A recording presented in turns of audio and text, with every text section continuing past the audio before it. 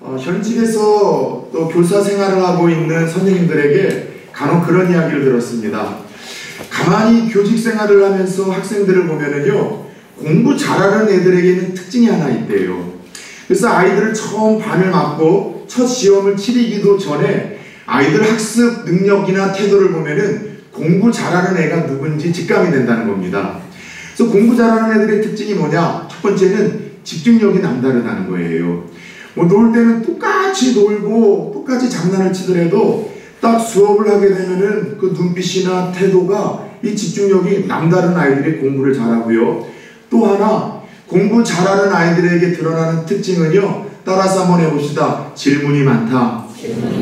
유독 호기심이 많고 궁금한 게 많아서 선생님에게 그렇게 많은 질문을 던지는데 이 질문 많은 아이들이 공부를 잘하더라는 거예요. 저는 그 선생님의 이야기를 들으며 굳이 이게 학생들에게만 속한 게 아니라 우리네 인생에도 그와 같다는 생각을 가졌습니다. 우리네 인생에서도 남들보다 더 빨리 성장을 하고 발전을 하는 이들에게 나타나는 역시 특징은요, 이 호기심이 많아서 질문을 잘하더라는 거예요.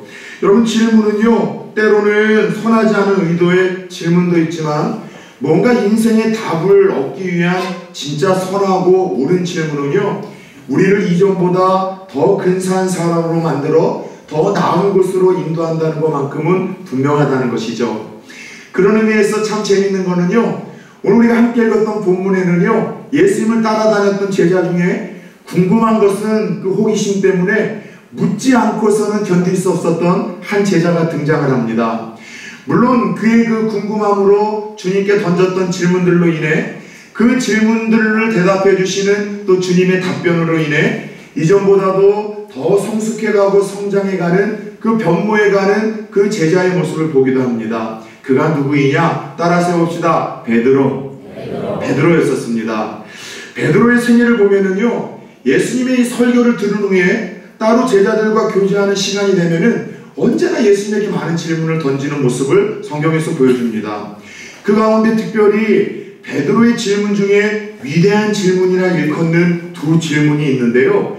오늘 우리가 함께 살펴봤던 마태복음 19장에 나와 있는 질문 하나와 이 사건 바로 전장에 나와 있는 마태복음 18장에 나오는 베드로의 질문은요, 우리가 참된 신앙생활을 어떻게 해야 되는지, 예수를 믿고 부름받은 사람들은 어떠한 삶의 태도를 가져야 되는지, 참된 제자도에 대해서, 성숙한 믿음 생활에 대해서 그 본질을 꿰뚫는 아주 중요한 답변을 주님으로부터 이끌어내는 위대한 질문이라 인정을 받습니다. 먼저 첫 번째, 예수님을 감동시켰었던, 또 예수님으로부터 위대한 제자도의 답변을 듣게 만들었던 베드로의 질문은 어떤 것이었을까요? 오늘 본문에 등장해 있지 않지만 마태복음 18장 21절을 보면은 어느 날 예수님의 설교를 듣고 용서에 대한 말씀에 특별히 찔림이 있었었는지 감동이 있었었는지 용서에 대한 설교를 들은 후에 예수님에게 이와 같은 질문을 베드로가 던집니다. 우리 21절 같이 한번 읽어볼까요? 시작. 그때 베드로가 나와 이르되 주여, 형제가 내게 죄를 범하면 몇 번이나 용서하여 주리이까? 7번까지 하오리이까? 아마도 예수님 쫓아다니면서 최고의 설교자에게 설교를 듣다 보니 감동을 받았겠죠. 왜 은혜를 받지 못했겠습니까? 그리고 어느 날 특별히 사랑, 용서에 대한 설교를 들으며 감동을 받았던 이 베드로가 예수님에게 질문을 하는 거예요. 왜냐하면은요, 그 당시 유대교의 가르침에는요, 하나님을 믿고 섬기는 사람들은 이방인들과는 달라야 된다고 하면서 자기에게 잘못을 한 사람들에게는 삼세판이라고 하죠. 우리나라 말도 3번 정도는 용서해 주는 것이 이게 하나님 믿는 사람들의 도리이고 성숙이라고 가르쳐 왔습니다.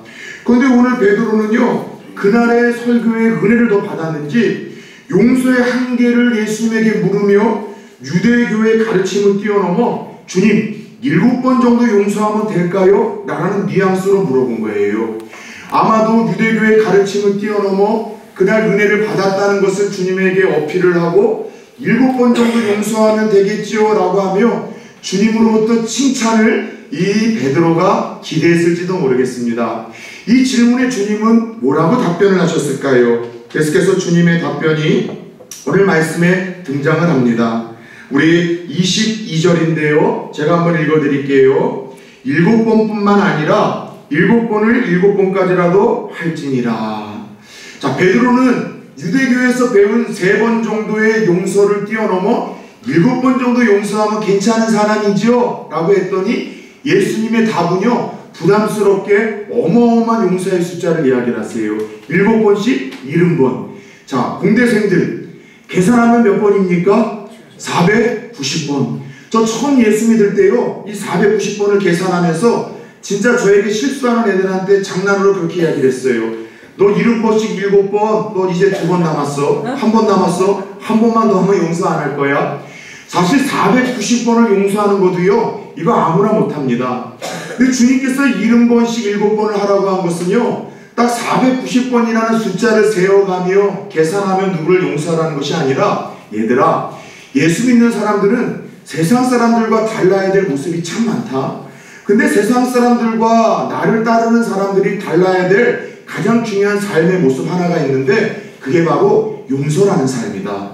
용서가 예수님을 따르는 제자들의 삶의 방식이요, 모습이 되어야 된다는 것을 일러주세요. 그리고 주님은 이 부담스러운 답변을 들려주신 후에 제자들을 가리켜 그 유명한 1만 달란트 빚진 자의 탕감 비유를 우리 제자들에게 들려줍니다. 여러분, 성경을 볼 때마다 이런 관점을 이해하고 보면 좀 더 은혜롭게 다가올 거예요. 예수님이 성경에서 마태복음이나 마가, 누가복음에 보면은 비유의 말씀을 많이 들려주시잖아요. 대부분 비유의 말씀들은요, 제자들이 던진 질문에 대해서 주님이 답변을 하는 형식으로 들려주는 이야기가 비유의 형식이라는 거예요. 자, 1만 달란트 빚진 자가 탕감받은 이야기의 스토리는 그렇습니다. 어느 한 사람이 그날의 왕으로부터 1만 달란트의 빚을 진 거예요. 1만 달란트가 어느 정도 금액인지 와닿지 않잖아요. 지금서부터 여러분들의 머리를 잘 여러분 집중해서 한번 계산을 해보시기 바랍니다. 자, 1달란트는요, 그 당시 6천 데나리온이라는 금액이 1달란트였었습니다. 6천 데나리온. 근데 데나리온이라는 금액은 어떤 가치가 있었었느냐? 그 당시 1데나리온이 하루 건강한 남자가 일하고 받는 품삯이었습니다. 요즘으로 이야기를 하자면은 뭐 많이 받는 분, 적게 받는 분도 있지만 한 5만 원이라고 계산을 해봅시다. 여러분, 1데나리온이 5만 원이라고 한다면 여러분 1달란트가 얼마라고요? 6천 데나리온이니까 그 계산해도요 몇십억이 됩니다. 거기다가 여러분 1만 달란트라고 한다면은요, 이거는 상당히 계산하기 힘들 만큼 조 단위로 넘어갈 어마어마한 금액이에요. 무슨 이유로 빚을 졌는지는 모르겠지만 그 큰 금액을 여러분 이 갚을 능력이 없자 자기의 가족들, 자기의 상황을 하소연하자 그 임금이 불쌍히 여겨 쿨하게 그 금액을 탕감을 해줘버립니다. 여기 어떤 은혜이겠습니까? 표현할 수 없을 만큼의 어마어마한 은혜이죠. 어마어마한 여러분 이것이 축복이라고 할 수 있죠. 그런데 왕으로부터 갚을 능력이 없어서 1만 달란트를 탕감받은 이 친구가 밖에 나갔다가 자기한테 100데나리온을 빚진 자를 만난 거예요. 그리고 그의 목덜미를 잡고 흔듭니다. 야, 왜 너 돈 안 갚아? 그 돈이 나한테 얼마나 큰 돈인데 100데나리온도 얼마라고요? 하루 일당이 1데나리온이니까 적어도 성인이 3달을 일해야지만 버는 돈이라 적지 않은 돈이에요. 그래서 갚을 능력이 없다고 하니까 그러면 몸으로 때우라고 그 목덜미를 잡아다가 감옥에 쳐놓습니다. 그런데 이 소식을 그 빚을 탕감해준 왕이 듣게 되죠. 왕이 분노를 합니다. 그리고 탕감받은 그 사람을 불러다가 그를 혼내고 다시 한번 그를 감옥으로 쳐놓는 것이죠. 그리고 이 비유를 들려주시는 그 마지막 말미에 주님이 이런 이야기를 하십니다. 너희가 각각 마음으로 형제를 용서하지 아니하면 너희 하늘 아버지께서도 너희에게 이같이 하시리라. 무슨 말이에요? 용서를 해야 되는 것이 성도들의 마땅한 삶의 방식이라는 것을 들려주시며 왜 우리가 다른 사람을 용서해야 되는지에 대한 그 당위성을 이 비유를 통해 알려주시는 거예요. 여러분, 우리는 하나님께 갚을 수 없을 만큼의 큰 은혜의 빚을 진 자들입니다. 다시 말해 하나님의 은혜로 예수 믿게 되었고 하나님의 은혜로 그 많은 그 죄가 예수의 피로 인하여 다 탕감을 받게 되었고 하나님으로부터 영원한 진노를 피하게 될 뿐만이 아니라 하나님으로부터 사랑과 돌봄과 이 특별한 보호의 대상이 되었다는 거예요. 그래서 값없이 그 많은 빚을 다 갚고 하나님에게 은혜의 빚을 지은 우리들이 그 은혜를 생각하면 용서하지 못할 사람은 없다는 것, 이것을 알려주시기 위해 비유를 들려주신 것이죠. 그래서였던가요? 우리가 예배 때마다 자주 고백하면 그 주님이 가르쳐 주신 주기도문에도 그런 구절이 있잖아요. 우리가 우리에게 죄 지은 자를 사하여 준 것 같이 따라서 해봅시다. 우리의 죄를 사하여 주옵시고. 예, 주님이 가르쳐 주신 기도에 어떤 기도가 있어요? 주님, 우리가 주님으로부터 그 은혜를 받았기에, 용서의 은혜를 받았기에 우리도 누구를 용서를 하겠으니 그걸 보고 또 우리가 죄 짓고 넘어질 때마다 주님 용서해 주세요라는 기도를 주님이 우리에게 가르치시고 시키셨다는 거예요. 그런데 여러분, 우리가 이 시간만큼은 좀 솔직하게 한번 생각해 봅시다. 여러분, 용서가 쉽습니까? 누군가 용서한다는 것이 수월하냐는 것이죠. 여러분들은 모르겠지만은요, 목사인 저 같은 사람에게는요, 설교하기 상당히 부담스러운 주제들이 몇 있습니다. 사랑하라는 말씀이나 누군가를 용서하라는 이 말씀 앞에 서면은요, 저 같은 목사는 참 부담이 되어져요. 왜냐하면은요, 설교자의 양심이 있잖아요. 적어도 내가 말씀대로 살아보고 그 말씀대로 살아보다가 실패했다면 어떤 면에서 실패했는지 얘기도 해주고, 적어도 그 말씀대로 살다가 하나님 주신 은혜가 있다면 이렇게 내가 힘들었지만 순종했던 이런 은혜가 있으니 여러분들도 그 은혜를 나눴으면 좋겠다. 이게 설교자가 가져야 될 마땅한 양심이고 도리 아니겠어요? 그런데 저는 사랑하는 게 너무 힘들어요. 저를 사랑해주는 사람에게 사랑을 하는 거는 좋은데 조금 뺀질되고 정말로 여러분들 이 하나님 앞에서 정이 안 가는 사람들을 사랑하는 거는 목사로서 참 힘들어요. 이것 때문에 내게 목회자로서의 자질이 있는가 심각한 고민을 했던 시간도 있습니다. 하나님은 모르셨을까요? 우리가 신앙을 갖고 예수를 믿어도 누군가를 용서하는 것이 이처럼 힘들다는 걸 그분이 모르셨을까요? 다 아셨음에도 불구하고 그분이 용서의 삶을 제자의 길이라고 알려주시며 예수 믿는 이들의 삶의 방식이라고 우리에게 알려주셨던 이유는 무엇일까요? 그거는요, 그 용서를 위한 것이 우리를 위함이었기 때문이에요.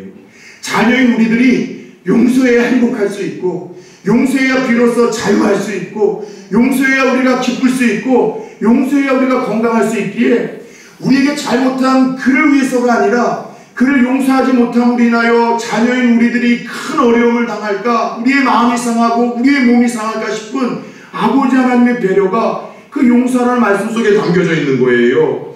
여러분, 스위스의 심리학자이자 유명한 정신분석학자였었던 폴 트루니라는 사람이 있습니다.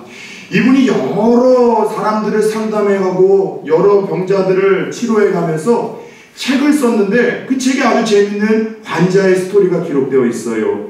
약 6개월 동안 악성 빈혈로 인해서 합병증까지 나타나 약물을 투여하고 상담을 해도 회복이 되지 않는 한 여성이 있었습니다.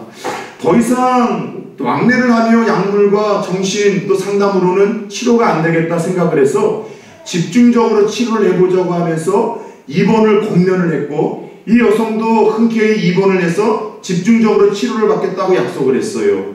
근데 웬일인지 그 입원하기로 한 날에 이 여성이 나타나질 않았습니다. 그 다음 날도, 그 다음 주도. 그리고 그 여성이 2주 뒤에 이 폴 트루니의 목사님을 찾아왔는데 육안으로 보더라도 이전과 전혀 다른 모습으로 나타났다는 거예요. 얼굴 표정에 혈색이 돌아가고요, 웃음이 항상 만연해 있고요, 눈빛이 살아있고, 누가 봐도 무언가 이전과는 다른 호전된 모습이 있기에 이 의사가 물어본 거예요. 혹시 좋은 약을 어디서 구하셨는지, 또 나보다 뛰어난 어떤 명의를 만났는지. 그저 웃으며 이 여인이 이런 이야기를 하더라는 거예요. 자기가 그동안 살아오면서 고백하지 않았던 아픔이 있었었는데 죽이고 싶었던, 미워했던 한 사람이 있었던 거예요. 그 사람이 얼마나 미웠는지 자다가도 그 사람 생각만 하면 숨이 막혀서 뻘떡뻘떡 일어나 지금이라도 찾아가 죽이고 싶었던 악한 사람이 있었었는데, 오늘 한 목사님을 통해서 들은 메시지를 통하여 그를 찾아가 그를 용서했다는 거예요. 그리고 그 용서하는 순간 그에게 이제껏 말할 수 없었던 놀라운 평안이 찾아왔고, 자유함이 찾아왔고, 하나님이 주시는 그 기쁨이 찾아오게 되었고, 그 마음의 평안함과 기쁨이, 그 내면의 변화가 그 그의 평생을 괴롭혔던 그 지병, 악성 빈혈까지도 치료하는 능력을 일으켰다는 거예요. 그래서 이 사례를 통해서 누군가를 용서하는 이 작은 결심이, 이 순종이 한 사람의 생애에 얼마나 놀라운 일을 이루는지 용서에 대한 위력에 대한 메시지를 그는 그의 책에서 전하고 있다는 것이죠. 그래요, 여러분. 용서해야 내가 삽니다. 용서해야 내 마음이 살고 내 영혼이 살고 몸이 삽니다. 누군가를 미워하면서 끊임없이 그 사람을 묵상하면은요, 내 영혼이 파괴가 돼요. 정신이 파괴되고요, 내 믿음이 흔들리게 되고, 누군가를 끝까지 용서하지 못하고 미워하면은요, 여러분 암에 걸릴 수 있다는 생각을 늘 가지셔야 돼요. 그래서 이러한 것을 아시는 하나님께서는 자녀인 우리들이 진정한 기쁨과 신앙의 자유함과 평안함을 누리기를 원하는 마음으로 용서가 바로 참된 제자도의 삶이요, 용서가 참된 신앙의 그 성숙의 바로 이 삶의 태도라는 것을 주님, 형제가 죄를 범하면 몇 번이나 용서할까라는 베드로의 질문을 통해 우리들에게 알려주셨던 것이죠. 사랑하는 여러분, 제가 한 7년 동안 목사임에도 불구하고 누군가를 죽이고 싶을 정도는 아니었지만 그 사람의 인격을 무너뜨리고 목회에 치명적인 악영향을 주고 싶을 정도로 그렇게 미워했던 것처럼, 여러분들도 누군가 미워하시는 분들이 있습니까? 그 사람 때문에 잠을 못 주무시는 분들이 있습니까? 그 사람 생각 때문에 학교 가기가 싫고 직장 가기가 싫고 교회 오기가 싫어지는 사람이 있습니까? 그 사람 때문에 밥맛을 잃은 사람이 있습니까? 잠맛을 잃으신 분들이 있습니까? 용서하십시오. 그래야 내가 살고, 그래야 내가 회복이 되고 내가 진정 자유해질 수 있다는 사실 깨닫기를 축원합니다. 그 힘든 용서이지만 그를 긍휼히 여기고 용서할 수 있는 그 은혜와 그 큰 사랑을 하나님께서 여러분들에게 주심으로 말미암아 용서의 삶을 결단하시고 용기를 주실 수 있기를, 실천할 수 있기를 예수 그리스도의 이름으로 축원합니다.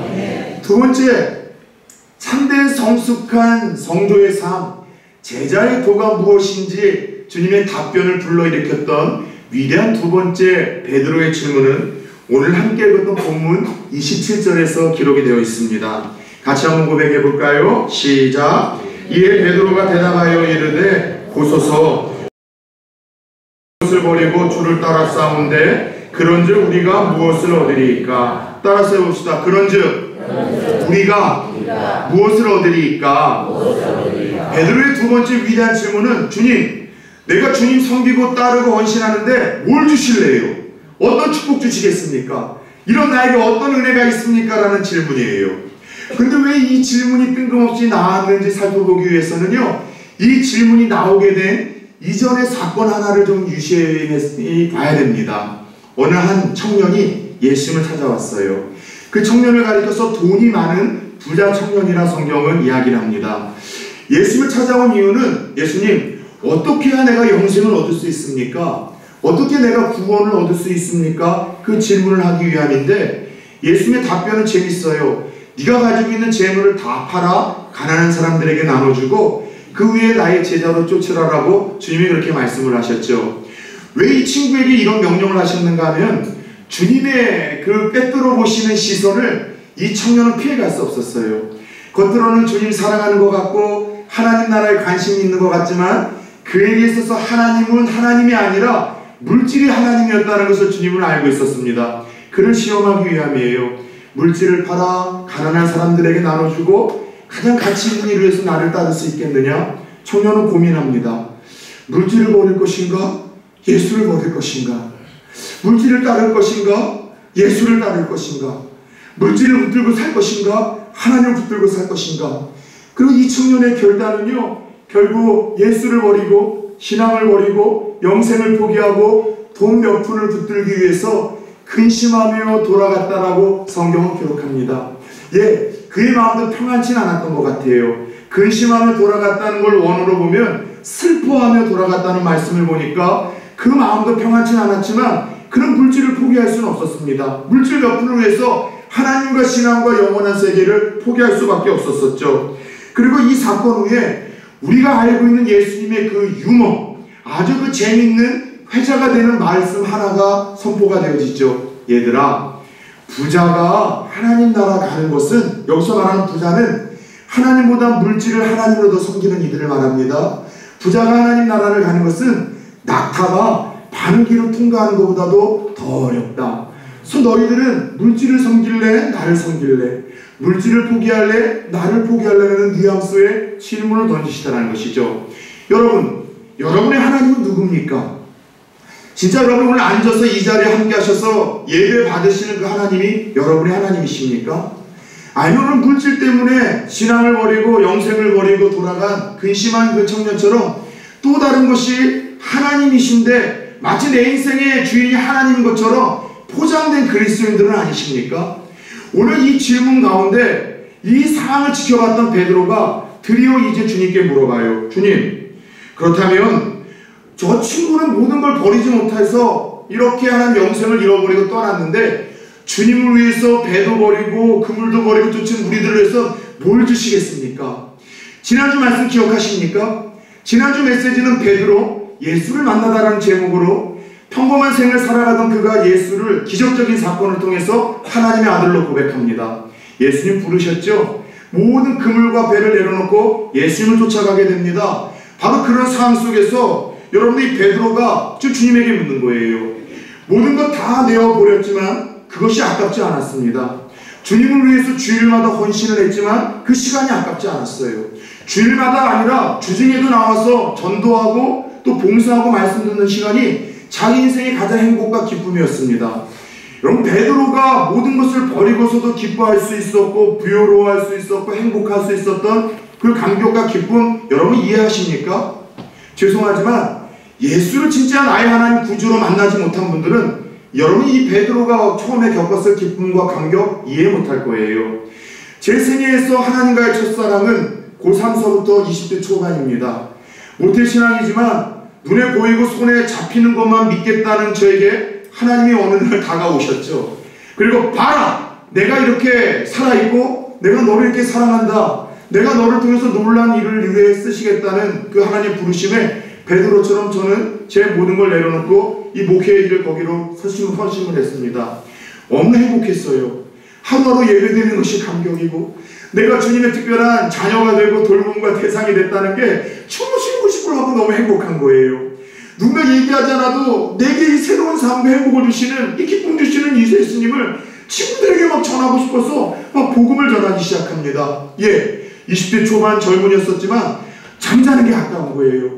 뒤늦게 알게 된 주님의 말씀을 좀 더 많이 알고 싶어서 바르게 알고 싶어서 바르게 믿고 싶어서 그리고 그때마다 와서 드리는 예배의 말씀 감격이고요. 찬양마다 눈물이 흐르고요.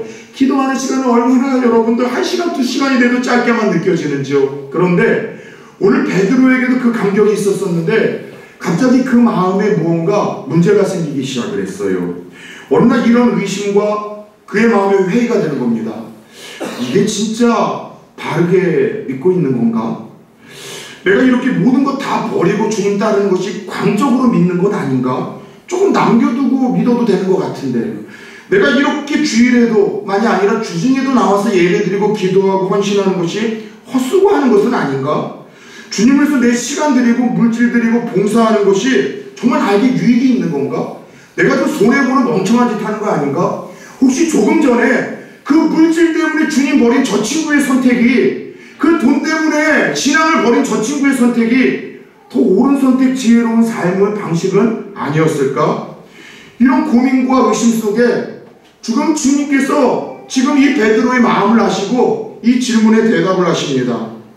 근데 여러분 오늘 베드로의 이 회의와 고민은 원래 예수 믿는 우리들의 회의와 고민이지 않습니까? 내가 주님을 위해서 헌금 드리는 것이 이 헛수고하는 거 아닌가? 주일마다 나오는 것, 이때 돈 벌고 공부하면 더 많은 것인데 이거 손해보는 것 아닌가? 주중에까지도 나와서 내가 예배드리고 기도하는 것 멍청한 짓거리 아닌가? 적어도 내가 내 삶을 좀 지키기 위해서 붙들고 예수를 믿어야 되는데 이거 내가 과하게 섬기고 과하게 예배하고 과하게 드리는 것 아닌가? 멍청한 짓거리 아닌가?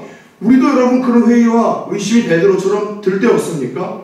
이게 안 된다면 여러분 제대로 믿지 못하고 있는 것 아니고 제자가 아니라는 여러분 증상일 수 있어요.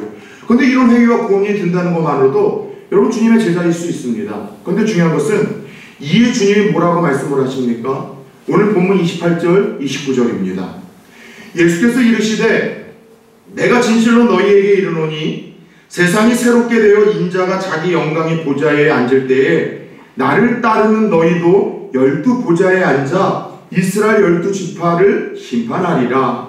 또 내 이름을 위하여 집이나 형제나 자매나 부모나 자식이나 전토를 벌인 자마다 여러 배를 받고 또 영생을 상속하리라. 무슨 말이에요?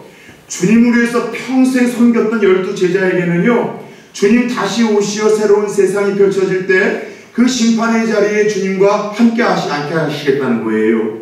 또 주님을 위해서 남들보다 더 과하게 믿고 과하게 섬기고 과하게 헌신하여 부사붙은 인생들에게는요, 그에 합당한 하나님께서 보응이 있고 이 땅에서의 축복이 있고 하늘나라에서의 영생과 상급이 있다는 약속입니다.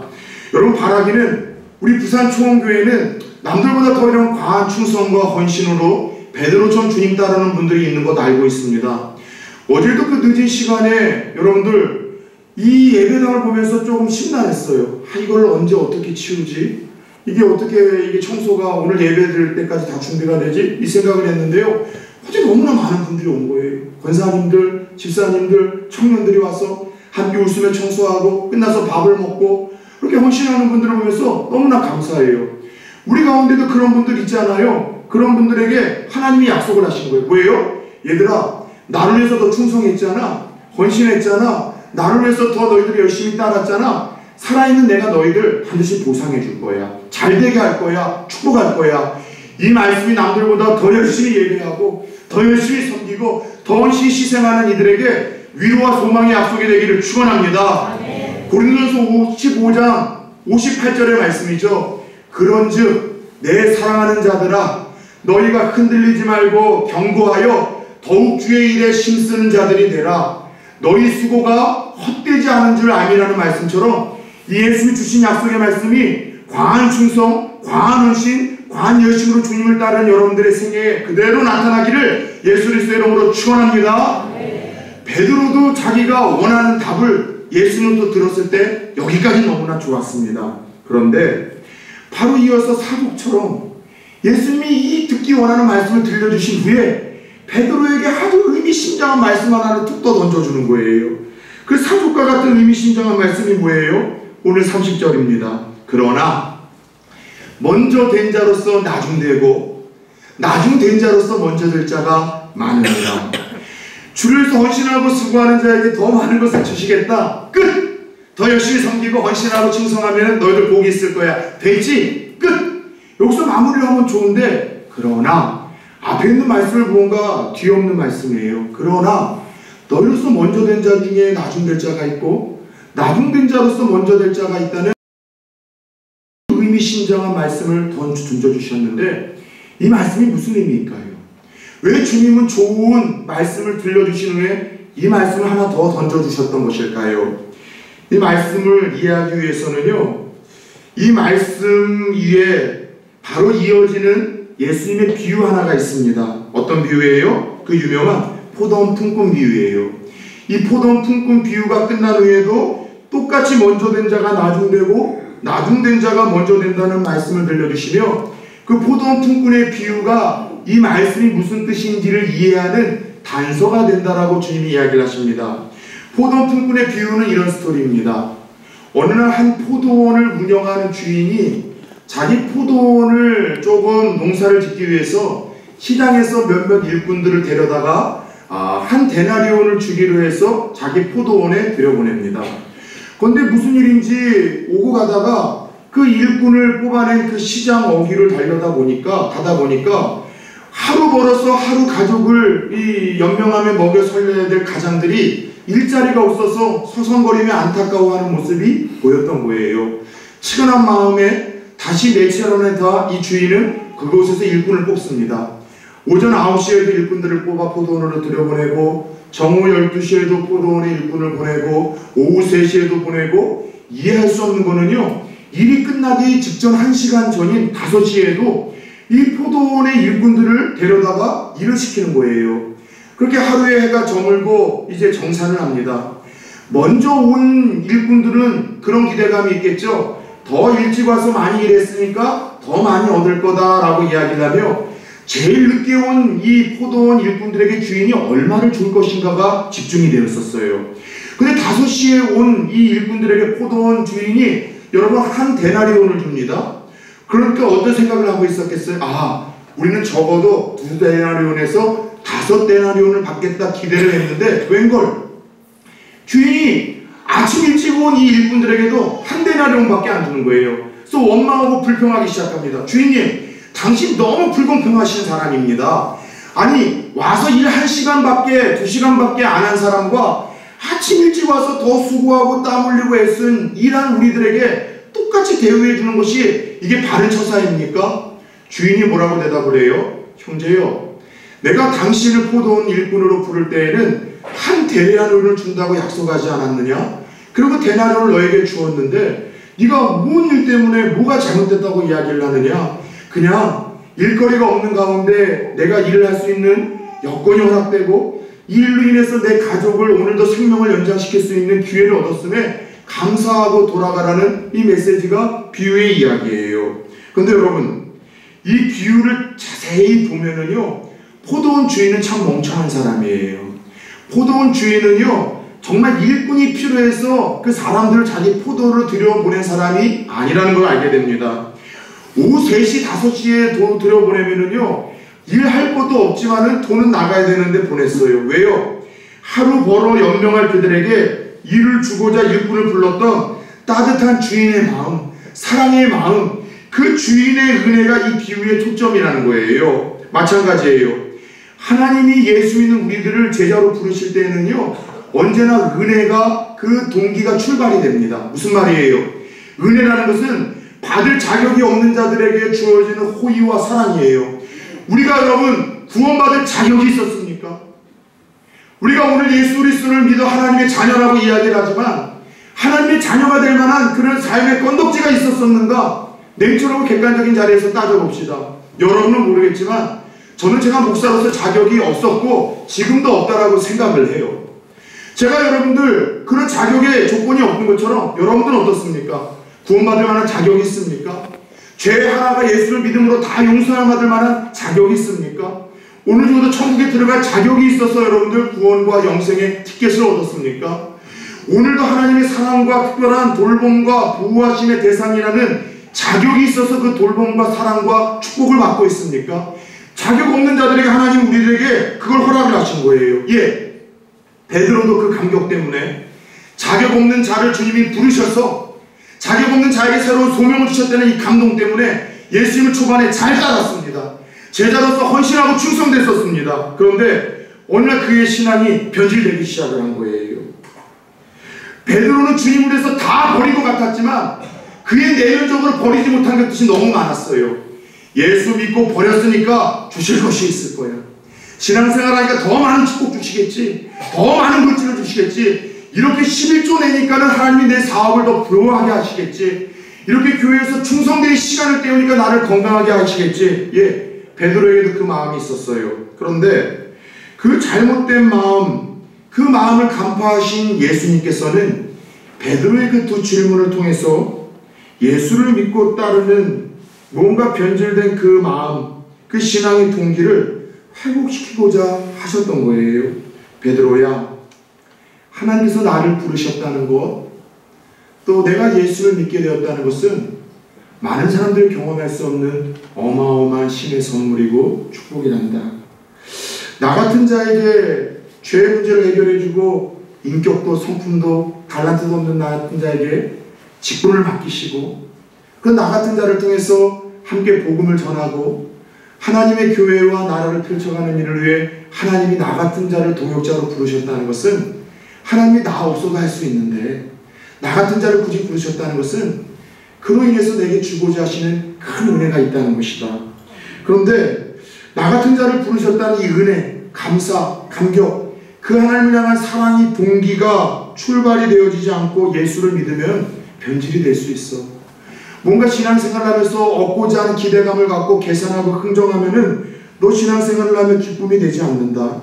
먼저 부름받게 됐지만 변질되어 나중될 수가 있다는 것 네가 알았으면 좋겠어. 여러분, 중요한 것은 오늘 포도원을 닫을 무렵 주인의 부르심을 받았던 일꾼들은 감사하고 기뻐하고 감격했겠죠. 우리도 그 마음으로 하나님을 따르고 주님을 섬기고 주님을 위해서 헌신하는 이 일에 그 동기가 변질되지 말아야 된다는 주님의 말씀을 들려주고 있는 거예요. 여러분, 오늘 베드로의 질문을 요즘 던지시는 성도님들 없습니까? 매주마다 내가 공부해야 되는데 나와서 예배 드리는 것 헛짓거리 하는 건 아닐까? 주일만 한 번만 예배 드리면 되는데 내가 왜 굳이 수요일까지 나와야 되고, 또 금요일날 또 청년부 모임에 나와야 되고, 새벽에서 나오는 거 이거 헛짓거리 하는 것 아닐까? 생명같이 내가 번 그 돈 주일날 내가 몇천 원 드리는 것도 그것도 귀한 헌신인데 굳이 그 생명같은 11조를 세상에 드린다는 것, 어떤 목사들은 11조가 성경적이 아니라고도 하는데 드리는 건 내가 돈 낭비하는 건 아닐까? 내가 굳이 이렇게 믿어야 될까? 회의가 들고 또 그렇게 의심이 드는 분들이 있어요. 더 나아가 그렇게 흥정하고 싶은 분들이 있습니까? 주님이 이렇게 헌신하고 열심히 따랐으니 복 주셔야 됩니다. 안 주시면 주님 안 믿습니다. 안 드립니다. 헌신 안 합니다. 여러분, 오늘 이게 베드로가 가지고 있는 질문의 문제점이었었어요.